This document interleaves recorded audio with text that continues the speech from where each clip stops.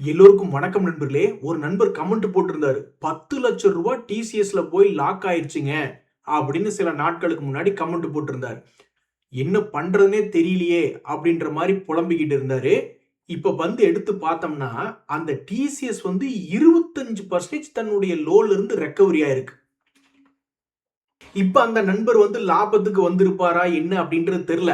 ஆனா ஒரு கட்டத்துல பயந்து புலம்புனாரு பாத்தீங்களா, என்ன பண்றதுனே தெரியல அப்படின்ட்டு. அந்த மாதிரி ஸ்டாக் மார்க்கெட்ல யாரும் புலம்பாம இருக்கணும் அப்படின்னா ஒரு முக்கியமான விஷயத்த ஸ்டாக் மார்க்கெட்ல சொல்லுவாங்க, இல்ல பொதுவா வாழ்க்கை முழுமைக்குமே சொல்லுவாங்க. Don't put all your eggs in one basket அப்படிம்பாங்க. ஸோ ஸ்டாக் மார்க்கெட்ல ஒரே ஒரு பங்கை நம்பி அது மேல வந்துட்டா பரவாயில்ல, ஆனா கீழே இருந்ததுன்னு வச்சுங்களேன், இந்த டிசிஎஸ் ஷேரே யாராவது ஒரு மாசத்துக்கு முன்னாடி லோ ரேட்ல வாங்கி ஒரு 10 லட்சத்துக்கு வாங்கி இப்ப ஒரே மாசத்துக்குள்ள 2.5 லட்ச ரூபாய் லாபம் புக் பண்ணா நல்லா தான் இருக்கும். பரவாயில்ல, ஒரே ஒரு ஷேர் தான் வாங்கினாரு, லாபத்தை புக் பண்ணிட்டாரு அப்படின்ட்டு. ஆனா தெரியாதனமா மார்க்கெட் இறங்குது அப்படின்றது யாருக்கு தெரியும், ஏறுதுன்றது யாருக்கு தெரியும்? ஒருவேளை உச்சியில வாங்கி கிட்டத்தட்ட ஒரு இப்ப 30% இறங்கி இருந்தாருன்னு வச்சுக்கோங்களேன், அப்ப ரோட்ல போறவங்க வர்றவங்க எல்லாருமே ஏதாவது ஒரு தகவலை சொல்லுவாங்க, ஒரு அட்வைஸ் சொல்லுவாங்க. ஏப்பா உன்னுடைய பழக்க வழக்கம் எல்லாம் என்ன, நீ எவ்வளவு பெரிய ஆளு, இப்படி எல்லா முட்டையும் கொண்டே ஒரே கூடைக்குள்ள வச்சு அந்த ஒரு கூடையும் உடைச்சிட்டியேப்பா, உன்னை யார் ஒரே ஸ்டாக்ல கொண்டே முதலீடு பண்ண சொன்னது அப்படின்ற மாதிரி சொல்லிடுவாங்க. ஆல் இன் ஆல் இந்த டிசிஎஸ் ஷேர் தன்னுடைய லோவிலிருந்து ஒரு 25% ஏறியது பல பேர்த்துக்கு நம்பிக்கை இருந்திருக்கும், என்னைக்காவது ஒரு நாள் டிசிஎஸ் ஏறுவான் அப்படின்ட்டு. அந்த வகையில சமீபத்தில் ஒரு யூ டர்ன் போட்டு டிசிஎஸ் ஒரு 25% ஏறியது ஒரு மகிழ்ச்சியான சம்பவம். ஸோ டிசிஎஸ் 10 லட்ச ரூபாய்க்கு வச்சிருக்கக்கூடிய இந்த நண்பர் நெருப்பு மாதிரி ஒரு லாபத்தை பார்த்திருப்பாரு. நீங்களும் யாராவது வாங்கி லாபம் புக் பண்ணியிருந்தீங்கன்னா கமெண்ட்ல தெரியப்படுத்துங்க. இன்னொரு நண்பருமே சூப்பரான ஒரு கமெண்ட் போட்டிருக்காரு, 100% ப்ராஃபிட் செய்த சிங்கம் அப்படின்ட்டு. அவர்கிட்ட போர்ட்போலியோலே மொத்தம் 8 பங்கு தான் இருக்கு. அதுல வந்து மணப்புரம் அப்படின்ற ஷேர் 100% லாபத்தை தாண்டி விட்டது. போன வாரத்துல அதானி எனர்ஜி சொல்யூஷன்ஸ் அப்படின்ற ஷேர் அதுவும் 100% ப்ராஃபிட் தாண்டிருச்சுன்றார். சமீபத்தில் இது லோ ரேட்ல வந்து விழுந்தப்ப ஆல்மோஸ்ட் ஒரு 600 ரூபாய் ரேஞ்சில் வந்து விழுந்திருந்தான். அதுக்கப்புறம் இப்ப 156% என்பது ஏறி இருக்கு. ஆனா அதுலயே இவர் வந்து அதானி எனர்ஜி சொல்யூஷன்லயே 100% ப்ராஃபிட்டை நான் பார்த்துட்டேன் அப்படின்ற மாதிரி சொல்றாரு. ஸோ உங்கள யாருக்காவது நீங்க வச்சிருக்கக்கூடிய ஷேர்கள் 100% ப்ராஃபிட்டுக்கு மேல இருக்கு, அல்லது எது உங்களுடைய உச்சபட்ச ப்ராஃபிட்ல இருக்கு, அதிகபட்ச ப்ராஃபிட்ல இருக்கு அப்படின்றத கமெண்ட்ல பதிவிடுங்க. அதாவது 5% ப்ராஃபிட், 20% ப்ராஃபிட்லாம் அடிக்கடி குடுகுடுன்னு பல பங்குகள் ஓடி வந்துடும். ஆனா இப்படி 100% ப்ராஃபிட் அல்லது அதுக்கும் மேல வச்சிருந்து பார்க்கிறது என்பது பெரிய விஷயம் தான். அப்படி நீங்க யாராவது வச்சிருந்தீங்கன்னா உண்மையிலேயே நீங்களும் ஒரு சிங்கம் தான். நண்பர்களே, நம்மளுக்கு என்ன நல்ல காலம் தொடங்கி விட்டதா? இந்த நிப்டி வந்து நாம் இன்னைக்கு எடுத்து பார்க்கிறோம். உலக அளவுல அமெரிக்கன் மார்க்கெட்லயே பெரிய வீக்னஸா இருக்கு. ஏன்? இந்த யுஎஸ் ஈரான் வார்னால. அமெரிக்காலேயே பல்வேறு நபர்கள் என்ன சொல்றாங்கன்னா, எதுக்கு இது தேவையில்லாத ஒரு சண்டை அப்படின்ற மாதிரி ஃபீல் பண்றாங்க. இருந்தாலும் ஃபைட்டை யாரு நிறுத்துற மாதிரி தெரியல. இந்த நேரத்துல அமெரிக்காவுடைய மார்க்கெட்டும் வீழ்ச்சி அடைஞ்சிருக்கு அப்படின்னாலும் நம்ம மார்க்கெட் 66 பாயிண்ட் பிளஸ்ல இன்ப அதிர்ச்சியா பிளஸ்ல க்ளோஸ் பண்ணியிருக்காங்க. இன்னொரு நண்பர் வந்து ஸ்டாக் மார்க்கெட்ல ரொம்ப சேஃப்டியா இருக்கணும் அப்படின்னு எதையும் பிளான் பண்ணி பண்ணணும் அப்படின்ற மாதிரி தனியா ஸ்டாக் எல்லாம் எடுத்து பார்த்தா நான் மாட்டிக்கிறேங்க, எப்படி என்னை லாக் பண்ணி உட்கார வச்சிடறானுங்க, அதனால நான் பெரும்பாலும் இடிஎஃப் இண்டெக்ஸில் பேஸ் பண்ணி இருக்கக்கூடிய அல்லது ஒரு குறிப்பிட்ட தீம் பேஸ் பண்ணி இருக்கக்கூடிய சில செக்டர்களை நான் எடுத்து வச்சுக்கிறேன் அப்படின்ற மாதிரி ஒவ்வொரு செக்டர்லையும் ஒரு 10 லட்ச ரூபாய் போடணும், அவ்வளவுதாங்க என் டார்கெட் அப்படின்றாரு. நான் கவுண்ட் பண்ணி பார்த்தேன், மொத்தம் 14 வருது அப்படின்னா கிட்டத்தட்ட 1.5 கோடி. இந்த இபிஎல் அப்படின்ற ஷேர் வந்து ஒரு 231 ரூபாய் விலை கொண்ட ஒரு ஷேர். சமீபத்தில் இந்த பேக்கேஜிங் செக்டர்ல இருக்கக்கூடிய இந்த பங்கு 200 டேஸ் மூவிங் ஆவரேஜ் தாண்டினதுக்கு அப்புறம் இப்ப வரைக்கும் கீழே உழுகாம ஒரு 2 மாதங்களாக 200 டேஸ் மூவிங் ஆவரேஜுக்கு மேலேயே இருக்கு. ஸோ மொமெண்டம்லயே இருக்கு. அப்படியே மொமெண்டம்ல இருந்தாலும் தன்னுடைய பழைய ஹையை இப்ப வரைக்கும் தாண்டல. ஸோ இப்படி இருக்கக்கூடிய நேரத்துல பல பேர்த்துக்கு மனசுல என்ன தோணும்னா, இவன் வந்து ஏதாவது பெரிய அளவுல இறங்கிடுவானோ, மறுபடி தன்னுடைய பழைய லோ 180 அந்த இடத்துல எல்லாம் போய் விழுந்துருவானோ அல்லது தன்னுடைய பழைய ஹையை தாண்டுவானோ அப்படின்ற ஒரு எதிர்பார்ப்பு. திடீர்னு மார்க்கெட்ல இந்த இபிஎல் அப்படின்ற ஷேர் எல்லாம் ஒரு பேசும் பொருளாக இருக்குது. ஏன் அப்படின்னா அந்த பங்கு கரெக்டா இப்ப 200 டேஸ் மூவிங் ஆவரேஜ் தாண்டி ஒரு மிக முக்கியமான ஒரு ரெசிஸ்டன்ஸ் பாயிண்ட் கிட்ட சுத்திக்கிட்டு இருக்கு. ஸோ இந்த இபிஎல் லிமிட்டடை யார் அதிகமாக வச்சிருக்கா அப்படின்னு கேட்டிங்கன்னா நம்ம பப்ளிக் தான் அதிகமாக வச்சிருக்காங்க. 45% நம்மளால ஹோல்டு பண்ணிக்கிட்டு இருக்காங்க. எஃப்ஐஸும் டிஐஸும் ஒரு 13% மேலே ஹோல்டு பண்ணிக்கிட்டு இருக்காங்க. ஸோ தற்போதைக்கு ஒரு 100 கோடி ரேஞ்சில் ரிசல்ட் கொடுத்து கொண்டு இருக்கக்கூடிய இந்த இபிஎல் லிமிடெட் இனி வரக்கூடிய Q1 ரிசல்ட் சீசன்ல என்ன செய்யும்? தன்னுடைய உச்சத்தை பழைய உச்சத்தை போய் பிடிக்குமா அல்லது மறுபடியும் கீழே வீழ்ச்சி வந்து இன்னொரு ஆப்பர்ச்சுனிட்டி கொடுக்குமா என்பது பொறுத்திருந்து தான் பார்க்கணும். போதும் சாமி போதும், எங்கனால முடியல அப்படின்ற மாதிரி நம்ம ஏதாவது ஷேர்கள் எடுப்போம். அவன் நேரம் கடப்பாறை தூக்கி கிணத்துக்குள்ள போட்ட மாதிரி கீழே போயிடும்.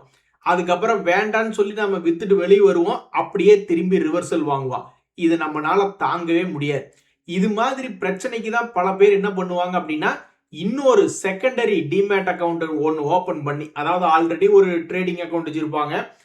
என்னாலதான் அது முடியலையே, அந்த வாங்கின ஷேரை பத்தியே டோட்டலா மறந்துடணும், லேண்டு விலையெல்லாம் அப்படிதான் ஏறுது, கோல்டு விலையெல்லாம் அப்படிதான் ஏறுது, வாங்கிட்டு நாம மறந்துடுறோம், 10 வருஷம் கழிச்சு பாக்குறோம் அப்படின்ற ஒரு கான்செப்ட்ல ஒரு நண்பர் என்ன பண்ணிட்டாரு, இந்த ஒன்னா இன்னொரு புரோக்கர்கிட்ட வேணாலும் நம்ம ட்ரேடிங் அக்கௌண்ட் ஓபன் பண்ணலாம்.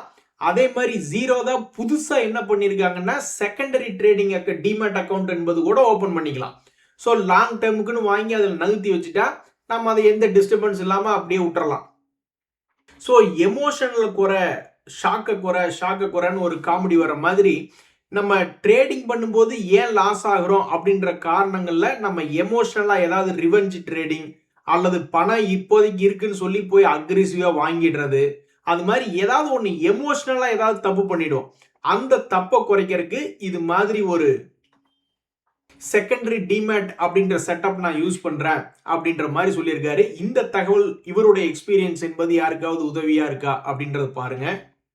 ஆனா இந்த நண்பர் சொல்றது கரெக்ட் தான். நான்லாம் உணர்வு பூர்வமா அனுபவிச்சிருக்கேன். ஏதாவது ஒரு சும்மா கிடக்கக்கூடிய டிமேட் அக்கௌண்ட்ல எனத்தையாவது ஒன்று வாங்கிட்டு விட்டுட்டு 1 வருஷம் 2 வருஷம் கழிச்சு பார்த்தோம்னா திடீர்னு பார்த்தா 40-50% கூட ஏறி இருப்பான். அதே சமயம் ஆப்போசிட்ல இறங்கவும் தான் செஞ்சிருப்பான். பட் இவ்வளவு பெரிய மூவ்மெண்ட் என்பது பார்க்காம இருந்தாதான் பிடிக்க முடியும் என்பது இதனுடைய சாராம்சம். நண்பர்களே, பொதுவா எந்த ஒரு பேட் நியூஸுக்கும் ஒரு 2-3 நாள் தான் மார்க்கெட்ல இம்பாக்ட் இருக்கும். அப்புறம் இம்பாக்டை கொஞ்சம் குறைச்சிக்கிடுவாங்க. அதுதான் இந்த சுஸ்லான் ஷேர்ல நடந்திருக்கு. Q1 ரிசல்ட்டுக்கு அப்புறம் பெரிய வீழ்ச்சி.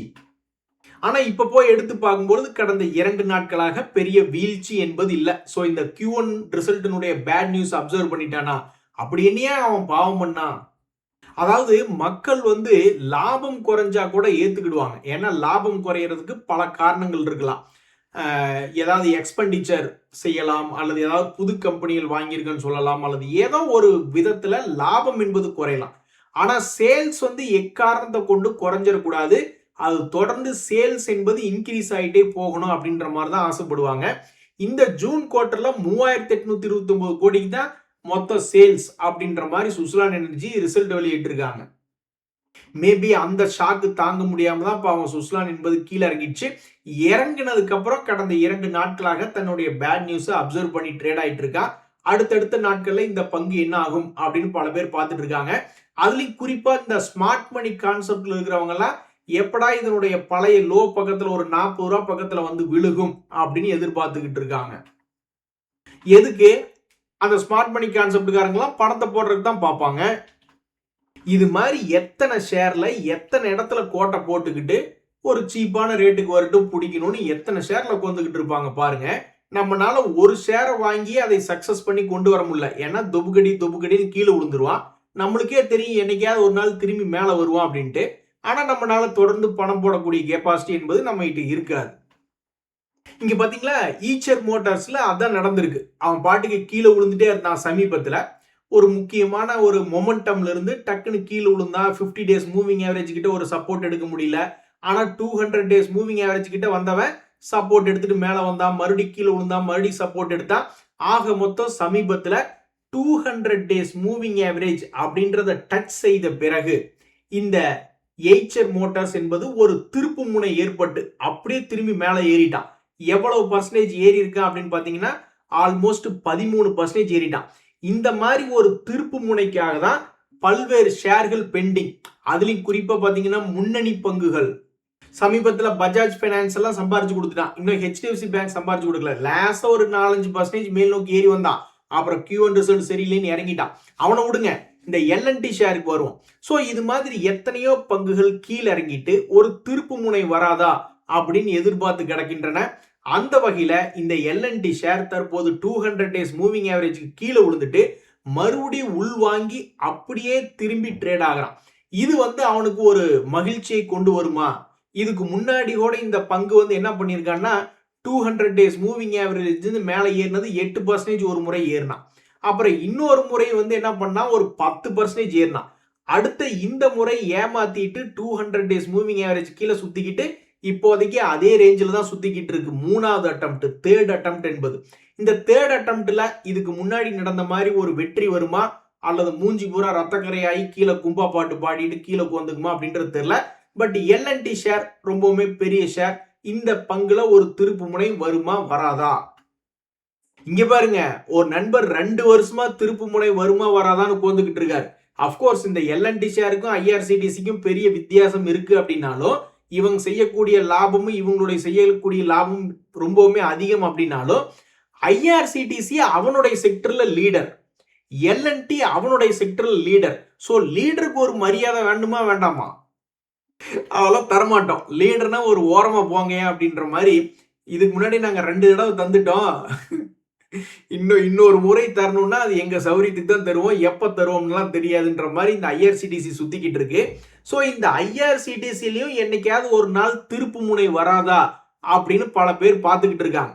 ஆனா முன்னணி பங்குகள் எய்ச்சர் மோட்டார்ஸ் எல்லாம் மாசத்துக்கு ஒரு முனை, 3 மாசத்துக்கு ஒரு திருப்பு முனைன்னு கொடுத்துக்கிட்டு இருக்கான்.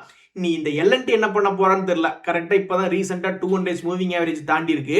பட் இந்த IRCTC அது ஒரு செக்டர் லீடர், அதுக்காக ஒரு மரியாதை கொடுத்து ஒரு திருப்பு முனை கொடுக்க வேண்டாமா? இந்த ஸ்டாக் எல்லாம் IPO-வாக வந்த பொழுது எப்படி போக்கஸ்ல இருந்தது, மான மரியாதை போட்டு எல்லாம் எந்திரிச்சு நின்றுகிட்டு இருந்தாங்க இந்த IRCTCக்காக, இந்த IPO-க்காக. அப்படி ஒரு சுவாரஸ்யமான பங்கா இருந்த IRCTC இன்னைக்கு பாவம் கதி இல்லாம கிடக்கு. 52 வீக் லோல சுத்திக்கிட்டு இருக்கு. யாரு பாவப்பட்டு வாங்கியிருக்காங்க அப்படின்னு பார்த்தா நம்ம DIs தான் 15% வாங்கியிருக்காங்க. பப்ளிக்குமே ஒரு 18% வாங்கியிருக்காங்க. இத்தனைக்கு அவன் என்ன நஷ்டம் செய்யக்கூடிய ஷேரா? அவனுடைய லாபம் எல்லாம் கொளுத்து கிடக்கு. 327 கோடி அசால்ட்டா ஒரு குவார்டருக்கு லாபம் பண்ணிக்கிட்டு இருக்கு. அதுவும் இல்லாம வளர்ச்சி பாருங்க, ஆல்மோஸ்ட் 50% growth 2-3 வருஷத்துக்குள்ள காமிச்சிருக்கான் சேல்ஸ்ல. ஆனா ப்ராஃபிட் ஏன் குறைஞ்சதுன்னு தெரியல. இதை கேட்டா மோனோபாலிம்பாங்க, அந்த பாலி இந்த பாலின்னு ஏதாவது ஒரு தகவல், ரொம்ப முக்கியமான கம்பெனி உங்களுக்கு போட்டிகள் பெருசா இல்லை அப்படின்ற மாதிரிலாம் சொல்லுவாங்க. ஏன் மார்ஜினை குறைச்சான்னு தெரியலையே. இது ஒரு மிகப்பெரிய ஒரு அடியா தான் பாக்குறேன். ரொம்ப சந்தோஷம், சேல்ஸை இன்க்ரீஸ் பண்ணிட்ட. நீ சேல்ஸை இன்க்ரீஸ் பண்ண மாதிரி நீ எப்படி டெக்னாலஜி கம்பெனி தான், அந்த வகையில 34% இருந்து நீ 40% உன்னுடைய ஆப்ரேட்டிங் ப்ராஃபிட் மார்ஜின் கொண்டு வந்திருந்தா ஓஹோன்னு போயிருந்திருக்கும். ஆனா ஆப்ரேட்டிங் ப்ராஃபிட் மார்ஜின் என்பது குறைந்து விட்டது இந்த IRCTCல. அதனாலதான் குனியை வச்சு குத்தி விட்டாங்களா என்னன்றது தெரியல. மிகப்பெரிய கடும் வீழ்ச்சி. எந்த ஒரு பங்குலையுமே நடந்து முடிந்ததுக்கு அப்புறம் தான் தெரிய வரும். சோ இந்த பங்குல இப்போதைக்கு என்ன நடந்து முடிந்திருக்கு அப்படின்னா ஒரு சரிவு. இந்த சரிவுல திருப்பு முனை ஏறுமா இல்லையா என்பது பொறுத்து இருந்து தான் பார்க்கணும். பாவம் இந்த நண்பர் 2 வருஷமா 25,000 ரூபாய் லாஸ்ல போந்துட்டு இருக்காரு. இவருக்கு சீக்கிரம் ஒரு நல்லது நடக்க வாழ்த்துக்கள். ஏதாவது வேலை இருந்தா பாருங்க அப்படின்னா, இந்த காலேஜ்லாம் ஒவ்வொருத்தருக்கும் புதுசு புதுசா பட்டப்பேர் வச்சு விளையாண்டுகிட்டு இருப்பாங்க, சின்ன பசங்க மாதிரி. அப்படிதான் இந்த MRPL அப்படின்ற பங்கு கடந்த 3 மாதமாக இவனால முடிவெடுக்க முடியல. திடீர்னு சில காலம் கரடியாக இருக்கிறான், திடீர்னு சில காலம் காளையாக மாறிடுறான். ஸோ புல் சைடு, பியர் சைடு அப்படின்ற மாதிரி ட்ரெண்ட் சேஞ்ச் ஆகிக்கிட்டே இருக்கு. ஸோ தற்போது கரெக்டா 200 டேஸ் மூவிங் ஆவரேஜ் கிட்ட இருக்கக்கூடிய MRPL-க்கு என்னைக்கு ஒரு நல்ல காலம் வரும்? இந்த வருஷத்திலேயே அழகு போல ஒரு ரவுண்டு போயிட்டு வந்துட்டான் 210 வரைக்கும். மறுபடியும் இன்னொரு ரவுண்டு எப்போ போகும் அப்படின்ற மாதிரி இந்த MRPL ஷேர்ல பல பேர் பார்த்துக்கிட்டு இருக்காங்க. என்னைக்கு இந்த பங்கு தன்னுடைய பழைய ஹையை வந்து தாண்டுதோ அன்னைக்கு வந்து அது ஒரு வரலாறு படைக்கப்பட்ட தினமா இருக்கும். இதனுடைய ஹை எந்த காலத்துல இருந்தது அப்படின்னு பாத்தீங்கன்னா 2024 இருந்தது. அங்க போகணும்னா இவன் 65% ஏறணும். அப்படி ஏறினாதான் இவன் வாழ்க்கையில ஒரு வரலாறு படைக்கப்பட்ட தினமா இருக்கும். எங்க விலகு விலகு மேல போகுதான்னு பார்ப்போம் அப்படின்ற மாதிரி இந்த பிஎஃப்சி ஷேரை ஆர்இசி லிமிடெட் ஷேர் பார்த்துக்கிட்டே இருக்கும். என்னையும் சேர்த்து உனக்குள்ள ஐக்கியமாக்கிட்டியே, மெர்ஜர் பண்ணிட்டியே, அதுக்கப்புறம் நீ என்ன வேலை பண்ணிக்கிட்டு இருக்க அப்படின்ற மாதிரி பார்க்கும்பொழுது இந்த பிஎஃப்சி ஷேர் மட்டும் தன்னுடைய பழைய ஹையை வந்து தொட்டுட்டான்னு வச்சிங்களேன், 2 பேர் ரொம்பவுமே கொண்டாட்டமா இருப்பாங்க. பிஎஃப்சி ஷேர் வச்சிருக்கிறவங்களும் ஆர்இ ஷேர் வச்சிருந்தவங்களும். ஆர்இ ஷேர் வச்சிருந்தவங்களுக்கு தான் பிஎஃப்சி ஷேரை கொடுத்துட்டாங்களே. ஸோ இப்போ கூட்டத்தை விலக்கி விட்டுட்டு பார்த்துக்கிட்டு இருக்காங்க. நீ வந்து எல்லா பங்குகளையும் 2 முக்கியமான பங்குகளை ஒருங்கிணைச்சிட்ட, அப்போ உன்னுடைய பழைய கை நீ எப்போ போய் தொடுவ அப்படின்ற மாதிரி பார்த்துக்கிட்டு இருக்காங்க. அதுக்கு தகுந்த மாதிரி வீக்காய் கீழே போய் விழுந்த பிஎஃப்சி மறுபடியும் ஸ்ட்ரென்த் எடுத்து உள்வாங்கி மேலே வந்து 200 டேஸ் மூவிங் ஆவரேஜை தாண்டிக்கிட்டு இருக்கான். இப்படியே கொஞ்சம் கொஞ்சமாக பிக்கப் ஆகி அடுத்த Q2 ரிசல்ட் வர்றதுக்குள்ள ஓரளவுக்கு தன்னுடைய பழைய ஹையை போய் தொடுமா இல்லையா அப்படின்ட்டு ஆர்இசி ஷேர் வச்சிருந்தவங்களும் சரி, பிஎஃப்சி ஷேர் வச்சிருந்தவங்களும் சரி, 2 பேருமே பார்த்துக்கிட்டு இருக்காங்க. நண்பர்களே, இந்த தெர்மேக்ஸ் அப்படின்ற பங்கெல்லாம் நல்ல வாலட்டிலிட்டியான பங்கு தான். சமீபத்தில் என்ன ஆச்சுன்னா மிக அருமையான ஏற்ற இறக்கத்தோடு இருந்தது. அவனுடைய ரெக்கவரி எல்லாம் பார்த்தீங்கன்னு வச்சிங்களேன், சூப்பரியா நீ அப்படின்ற மாதிரி இருக்கும். ஆல்மோஸ்ட் எவ்வளவு பர்சன்டேஜ் 2700 இருந்து 5200 வரைக்கும் போயிருக்கேன். ஆல்மோஸ்ட் 100% ரெக்கவரின்னு வைங்களேன். இது எப்படி சாத்தியம் அடைந்தது அப்படின்னு பார்த்தீங்கன்னா 200 டேஸ் மூவிங் ஆவரேஜை திரும்பி வந்து தாண்டியதால் இது சாத்தியம் அடைஞ்சது. அதுக்குன்னு ஒவ்வொரு முறையும் 200 டேஸ் மூவிங் ஆவரேஜை தாண்டும் பொழுது பல பேர் நப்பாசையா தான் பார்த்துக்கிட்டு இருப்பாங்க. ஒரே ஷேரே 50 தடவை ஒரே மாசத்துக்குள்ள மேலே கீழே ஏறி இறங்கக்கூடிய சம்பவங்களும் உண்டு. ஸோ எப்படி பார்த்தாலும் அது அந்த மேஜிக் கரெக்டா நடந்த இடம் இது அப்படின்னு கண்டுபிடிக்க முடியாது. பட் ஒரு பேசிக் குவாலிஃபிகேஷன் வந்து 200 டேஸ் மூவிங் ஆவரேஜை தாண்டி இருக்கணும். அப்படித்தான் இவன் லோ பிரைஸ்ல இருந்து 200 டேஸ் மூவிங் ஆவரேஜை தாண்டினான். இப்படித்தான் லோ பிரைஸ்ல இருந்து 100% மேலே ஏறிய தெர்மேக்ஸ்ல வந்து என்ன ஒரு முக்கியமான தகவல்னா, எந்த ஒரு பங்குமே நிறைய சப்சிடரிஸ் வச்சிருக்காங்க, அப்படி இப்படின்னு ஏகப்பட்ட கம்பெனில அவங்க வச்சிருக்காங்க. அப்படிதான் இந்த தெர்மேக்ஸ் என்ன பண்றாங்க அப்படின்னு பார்த்தோம்னா, அவங்களுடைய சப்சிடரிஸ்ல இருக்கக்கூடிய 2 கம்பெனி இல்ல, ஒரு கம்பெனில இருக்கக்கூடிய ஒரு பிசினஸ் எடுத்து இவங்களோட மெர்ஜ் பண்ணிக்கிறாங்க. அதே மாதிரி இன்னொரு சப்சிடரி எடுத்து இவங்களுக்குள்ள மெர்ஜ் பண்ணிடுறாங்க. இப்போ இந்த பிஎஃப்சி இப்படித்தான் ஆர்இசி எடுத்து மெர்ஜ் பண்ணி சமீபத்தில் 200 டேஸ் மூவிங் ஆவரேஜை தாண்டி ஒரு வால்டிலிட்டியா இருக்கு. இந்த தெர்மேக்ஸுக்கு என்ன நடக்கிறது என்பது பொறுத்து இருந்து தான் பார்க்கணும். ஏய் வேம்புலே, உன்னை நான் அடிச்சு தூக்குறேன்டா அப்படின்ற மாதிரி இந்த ஸ்விக்கி ஷேர்ல சமீபத்தில் திடீரென்று ஒரு ஏற்றம். ஏன் அப்படின்னா அதனுடைய Q1 ரிசல்ட் காரணமா? அவன் ஏதோ ஒன்று பெருசா பிளான் பண்ணிக்கிட்டு இருக்கான். அவங்களுடைய சேல்ஸை பாருங்க, கண்ணா பின்னான்னு 2000 கோடியில் இருந்தது, இப்போ 7000 கோடிக்கு சேல்ஸ் போய்கிட்டு இருக்கு. ஸோ சேல்ஸ் எல்லாம் நல்லா எக்கச்சக்கமா சேல்ஸ் பண்ணிக்கிட்டு இருக்காங்க. என்னைக்காவது ஒரு நாள் இந்த ஆப்ரேட்டிங் ப்ராஃபிட் மார்ஜினை மட்டும் பிளஸ்ல காமிச்சிட்டானுன்னு வச்சிங்களேன், அது டபக்குன்னு லாபம் செய்யக்கூடிய பங்காக மாறிவிடும். அதுக்கப்புறம் எப்படி அந்த ஜொமேட்டோ வாழ்க்கையில வெறும் 40 ரூபா பக்கத்துல கீழே போயிட்டு மேல 400 ரூபா பக்கத்துல போனானோ, அது மாதிரி இவன் பண்ண வேண்டாம். இவன் பழைய கையை வந்து பிடிச்சா கூட போதும். பேடிஎம் இதே மாதிரிதான் கீழே போயிட்டு மறுபடியும் மேல வந்து அவனுடைய பழைய கை பக்கத்துல வந்தான். எல்ஐசிஐ அப்படிதான் பண்ணுச்சு. இதெல்லாம் பெரிய பெரிய ஐபிஓக்கள். அதே மாதிரி நசாரா, அதே மாதிரி நைகா, அது மாதிரி நிறைய பங்குகளை நம்ம சொல்லலாம். இந்த ஸ்விக்கி அப்படின்றது வந்து நீ பர்ஃபார்மன்ஸ், ஏன்னா இப்பதான் மார்க்கெட்ல ரொம்ப விவரமா இருக்காங்களே, நீ பர்ஃபார்மன்ஸ் காமிச்சாதான் உன்னை தூக்கி விடுவோம் அப்படின்னு மார்க்கெட்ல உட்கார்ந்துருக்காங்களே நின்றது தெரியல. ஆக மொத்தம் இந்த ஸ்விக்கி என்னைக்காவது ஒரு நாள் இந்த ஆப்ரேட்டிங் ப்ராஃபிட் மார்ஜினை நெகட்டிவ்ல இருந்து பிளஸுக்கு கொண்டு வந்து நிறுத்த போறான். அன்னைக்கு அவனுடைய லாபம் என்னைக்காவது ஒரு நாள் எகிர போகுது அப்படின்றதான் பல ட்ரேடர்களுடைய எதிர்பார்ப்பு. ஏன்னா அவன் எக்ஸ்பென்ஸ் இப்படி சம்பாதிக்கிறத பூரா எக்ஸ்பென்ஸ்லேயே கொண்டு போய் வச்சுக்கிட்டே இருக்கான். அப்படின்னு என்ன அர்த்தம்? ஏதோ ஒரு எக்ஸ்பேன்ஷன்லயே போய்கிட்டு இருக்கு. வர்ற வருமானத்தை பூரா எடுத்து எடுத்து எக்ஸ்பேன்ஷன் போட்டுக்கிட்டே இருக்கான். அதனுடைய விளக்கத்தை நாம இங்க பார்க்க முடியல. மெட்டீரியல் காஸ்ட், எம்ப்ளாயி காஸ்ட் அப்படின்னு ஓடிக்கிட்டு இருக்கு. ஸோ இங்க வேம்புலி அப்படின்றது கரடிகள். அந்த கரடிகளை என்னைக்கா ஒரு நாள் வச்சு செய்ய போகுது. ஸ்விக்கில ஏதாவது ஒரு திடீர்னு ஒரு ஏற்றம் வந்ததுன்னா கண்டிப்பா அதுக்கு பின்னாடி இருக்க போறது யாருன்னா இந்த ஆப்ரேட்டிங் ப்ராஃபிட்டா தான் இருக்கும். அதனுடைய ஆப்ரேட்டிங் ப்ராஃபிட் மார்ஜின் அப்படின்றதா தான் இருக்கும். அதை என்னைக்கு நாம எந்த குவார்டர்ல பார்க்க போறோன்றதான் தெரியல. இன்னொரு முக்கியமான பங்கு ஸ்டாக் மார்க்கெட்ல இந்த கேஇஐ இண்டஸ்ட்ரீஸ் அப்படின்ற பங்கு. அந்த பங்கு வச்சிருக்கிறவங்களுக்கெல்லாம் இப்ப வரைக்கும் துக்கம் என்பதே இல்லை. ஏன்னா போன வருஷத்துல 2000 பிக்கப் ஆனவன் 6000 வரைக்கும் போயிட்டான். 1 லட்சம்ன்றது 3 லட்சம் ஆன மாதிரி கணக்கு. அந்த பங்கு சமீபத்துல 200 டேஸ் மூவிங் ஆவரேஜ் கிட்ட வந்து விழுந்திருக்கு. இதுக்கு முன்னாடி இந்த வருஷத்திலேயே அதே 200 டேஸ் மூவிங் ஆவரேஜ்ல இருந்து 2 முறை பிக்கப் ஆனவன் தான் இந்த கேஇ இண்டஸ்ட்ரீஸ். இந்த 3வது முறை நீ என்ன செய்ய போகிறாய்? சரி நண்பர்களே, இன்றைய தகவல் அனைத்து உங்களுக்கு உதவியா இருந்தா எனக்கு மகிழ்ச்சி. ரொம்ப நன்றி, வணக்கம்.